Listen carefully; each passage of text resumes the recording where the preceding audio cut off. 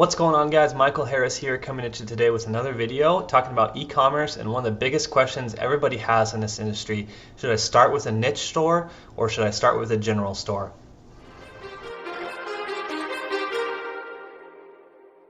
Too many thoughts on my mind, I can't sleep at night, so I just keep writing. I don't need no help, I don't need opinions, so don't waste my time then. I just been living online. So before we get too much further into this topic, I want to remind you guys to subscribe to my channel because I am going to be giving away a completely done for you Shopify store at 1,000 subscribers. This is going to be a random drawing. So make sure you subscribe for your chance to win. You're going to win the store. You're going to win my advertising strategy that I use to go from $0 to $9,000 a day with Google Shopping. And you're also going to get a couple other free goodies. So it's really important that you subscribe because you're going to get a done for you business. All you have to do is turn the ads on. So now that we got that out of the way, let's go ahead and get into this topic. So in this video, I want to go over a few key points about this topic, give you a broad overview and what you're going to be watching here.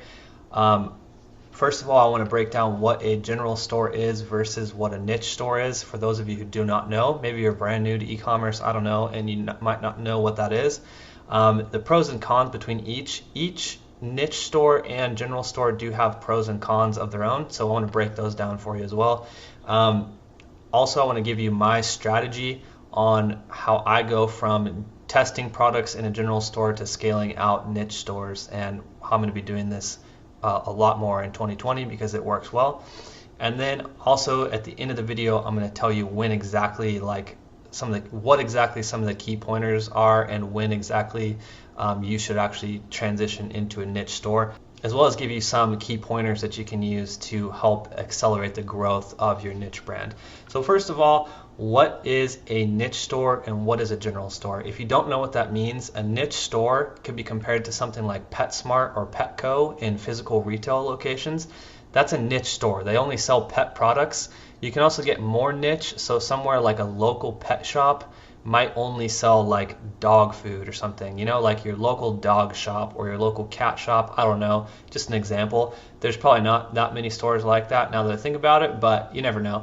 So niche is like a passionate audience that is there for one specific reason. So pets, for example, people are very passionate about pets. You go to PetSmart or Petco at the mall down the street, they only sell pet goods that are related to pets. So that's a niche store. In e-commerce, there's the same things, like Chewy.com is a huge pet niche store that does e-commerce. If you Google their name, you'll see Google ads all over the place. You can see their website. That's an example of a niche e-commerce store. So next, we're going to talk about what a general store is. A general store is something like Walmart or Target.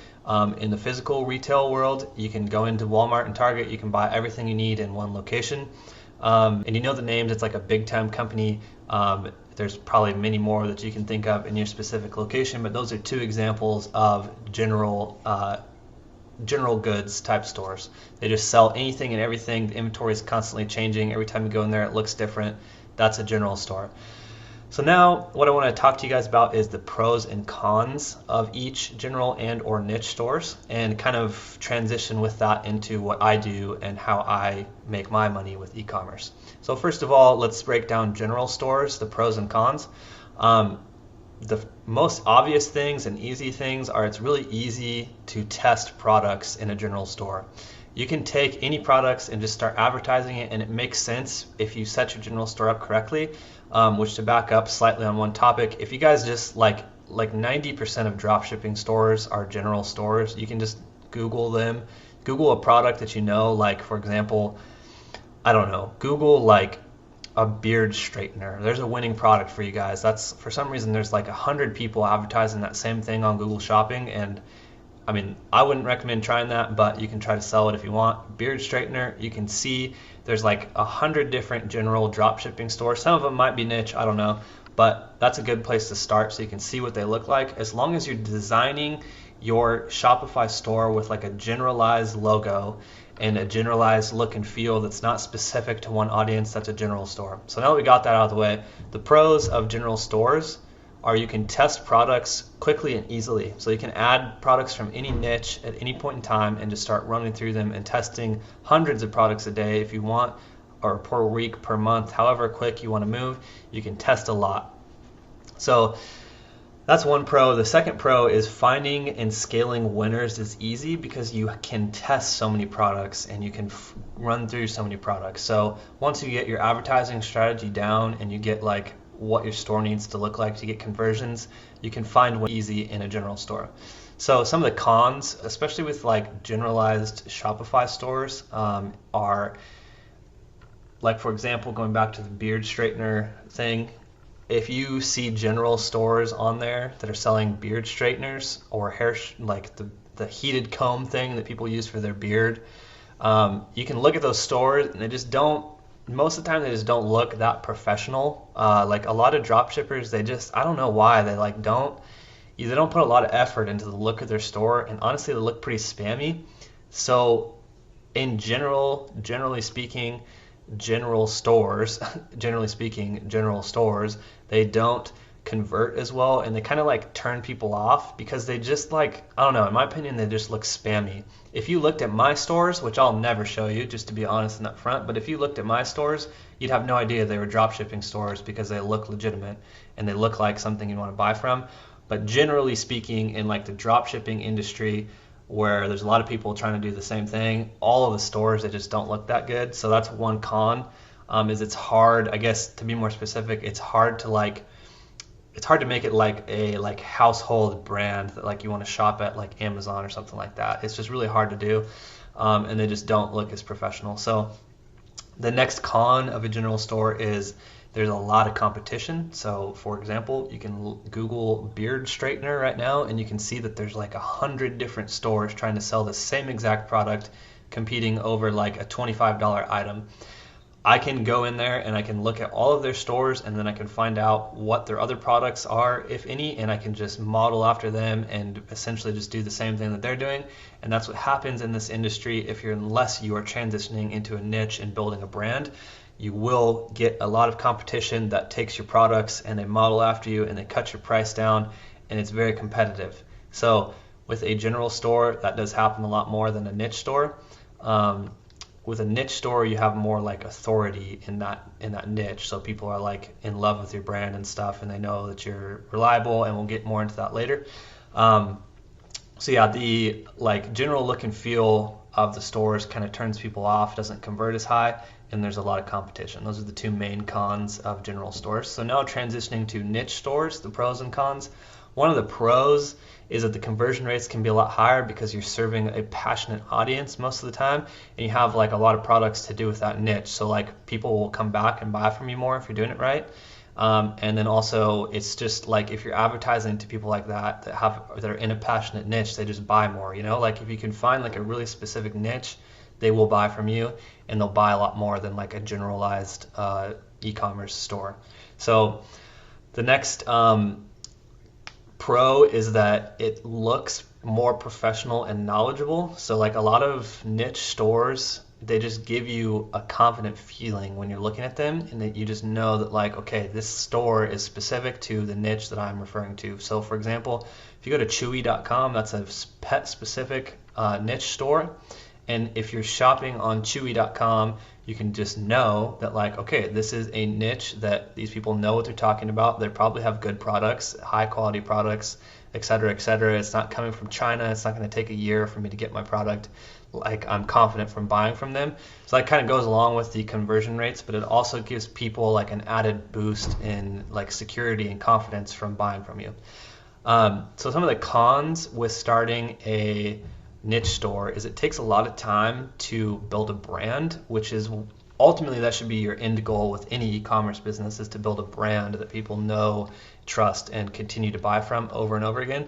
However, it can take a lot of time to do that. So if you're starting with zero to little experience in the e-commerce industry, I would not recommend starting a niche store because you're going to have a lot to learn, and you'll get burnt out trying to start it because you're not going to be as experienced enough. Like, no offense to anybody, but unless you already know what you're doing, a general store is the way to go, and we'll get into more of the strategy that I use here in just a second. But basically, it just takes a lot of time to build a brand. Yeah, you can start with like specific products and you can start with paid traffic and like you can make money, but chances are, if you're a beginner, you're going to pick niches that are really competitive, that like everybody already thinks of and everybody already like advertises in.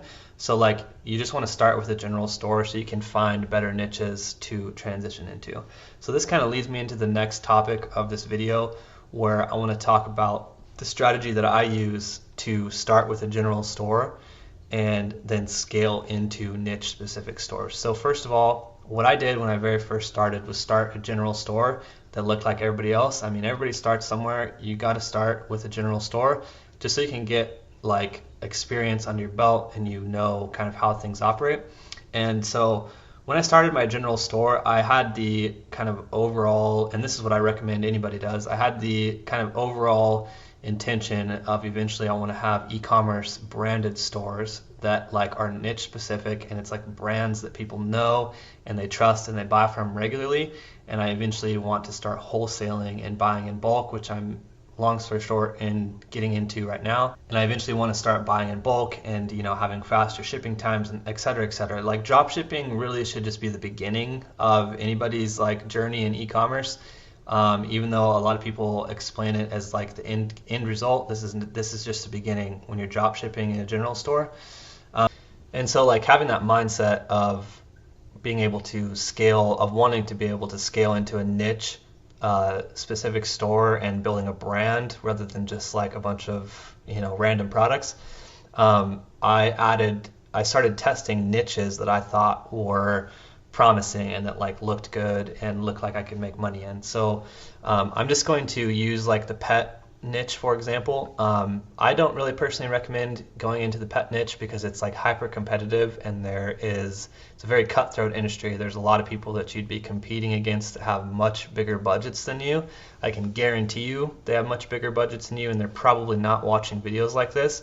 So you are welcome to test any of the ideas I'm talking about on this channel. Obviously, like you can do whatever you want to, but I would not really recommend wasting your time with the pet niche. However, I'm going to use that for this example. So in my general store, I would take pet niche related products. Let's say like dog collars for one. So now you know like the dog niche is like a passionate specific niche. And then you also have the cat niche, which is like a passionate specific niche. And maybe you have like cat trees in the cat niche section of your general store.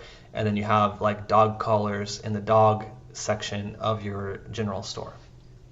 Now you want to test a couple other niches. So like another niche would be, I don't know, like yoga stuff. I guess that's like a good niche you could try to test. In your yoga section of your general store, you would then add obviously yoga related products. I'm sure you could at least find 25 to 50 yoga related products that you could test. And then maybe pick one more niche. I don't know, like watches, for example. A good one would be like on AliExpress, there's like thousands of different watch styles that you could test if you want to test that. I don't really know that would do that good on Google Shopping. I've never personally sold it, but these are just examples, a hypothetical scenario that we can talk about and discuss this strategy with. So now that you have your niches, you have like a dog niche, and then you have your cat niche, and then you have your yoga, and you have your watches. What you're going to start doing is testing products on Google Shopping, and you're just going to start advertising to those, and then eventually you're going to find winners. And when you find the winners, you already have like the ground floor set up for success. Like you already have niches that you know would probably be profitable because you have like a general idea like, okay, the dog niche you can probably make money in somehow. It's competitive, but you can probably do it. And then same with the cat niche, and same with watches, and same with yoga. So like these are good things to do. What's not a good thing to do is test products that are just going to be like one and done. Good examples are like HD TV antennas. That was like a popular product. That was actually one of the first products I ever made money on. But that's not something you can scale indefinitely. Like I guess maybe you could start like an antenna company if you really wanted to, but it's not something that like, in my opinion, is going to be easy to build a big brand and a big business with. So once you know your niches and you've done a little bit of research and you know like what you want to do, that'll give you kind of the direction. Then you just add the products that you want to test from that niche into your general store, and you start testing them. And so let's say in this example, you start getting sales on a specific watch, on a gold watch. And let's say you then, after month to 2 months, you're getting 15 to 20 orders at least a day, maybe more, hopefully more. Then you know that like, okay, the gold watch niche is good. Like I know I can make money in that. And then that's when you want to start thinking about transitioning into a niche store and building a niche store. You would keep your general store going so that you can keep testing niches and testing products with your general store, but you would want to at least think about going into the watch niche now. And then you just do the same thing over and over and over again. You keep finding winners in different niches that work for you, and you keep just scaling those into niche stores and then going bigger and bigger and bigger and bigger with your niches. So like I said, I wouldn't really use those niches I just gave in that example, but that gives you kind of like the framework of what you should be doing when you're starting out. Is finding the niches, adding the products to your general store, using your general store to test those niches, test those products, and then once you find what works for you and what you're good at, then you can transition into a niche store. And that will lead me into my next topic I want to talk about in this video, is when to actually go into a niche store. Like, what are you looking for? How do you know? Kind of some of the key indicators of when you should be looking to branch out and start another business. So basically what I look for is, once you find a winning product, you want to make sure that there is at least 15 to 20 orders a day consistently for, like, I would say a month, maybe 2 months.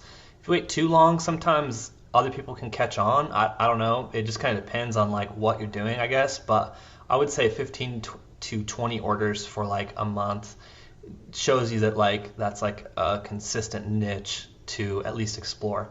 So once you have that criteria met and you have a winning product and you know like, okay, this could be a good niche to go into, then what I'd recommend doing is really in-depth researching the niche to make sure that you can continue to make money. So one example would be like, to continue with like the gold watch example, we could obviously tell like the watch industry is huge. There's a lot of people, everyone can wear a watch, everyone can wear 2 watches, everyone has 2 hands.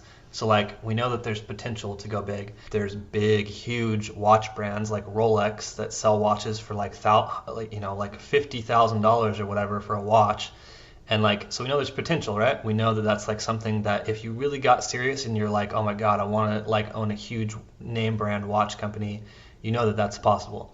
And so after you do that and you realize that there is potential, there is large audiences for the niche, then you want to start researching a wholesale supplier and or somebody that can design your own product for you.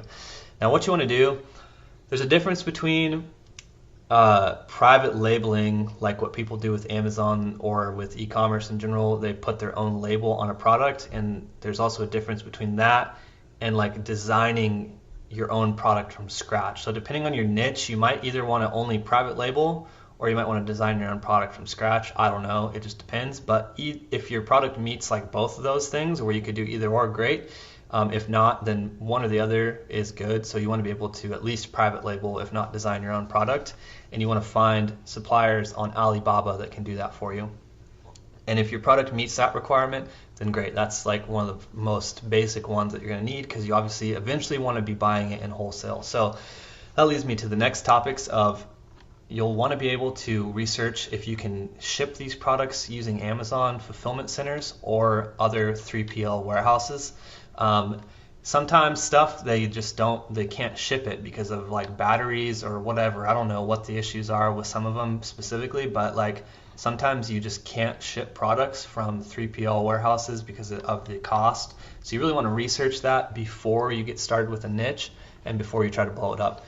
Sure, you can continue to drop ship, but in my opinion, once you transition to a niche store, you should be doing bulk orders and using your own 3PL warehouses. So after you do that, then it's pretty much on. I mean, you know that like you have an audience for like to continue with our gold watch scenario. We know that we can advertise on Instagram, Pinterest, Facebook, probably on Snapchat. We can have blogs. We can do search engine optimization. We know that there's like a lot of people in a lot of places online that will buy watches. The icing on top to a niche store is if you really, really seriously get carried away and you want to go like really big, is can you sell it in like retail outlets, either locally or throughout the country or worldwide. And that's when you know, like, okay, like for example, like a GoPro you can buy in Best Buy anywhere, and like you know that like they sell it online, they sell it on Amazon, they sell it, you know, in a bunch of different places. So that's some of the criteria that I look for in creating a niche store. Once you have that criteria lined up for your niche that you're looking at branching out into, and you know that you can get a solid supply chain, and you know you can get your own branded product, then what I would do is create the niche store. I would start actually creating your second business. Now, a niche store, you really want to go all in on. There's quite a few themes that you can buy, and it takes an investment, but it makes it look like so much more legitimate.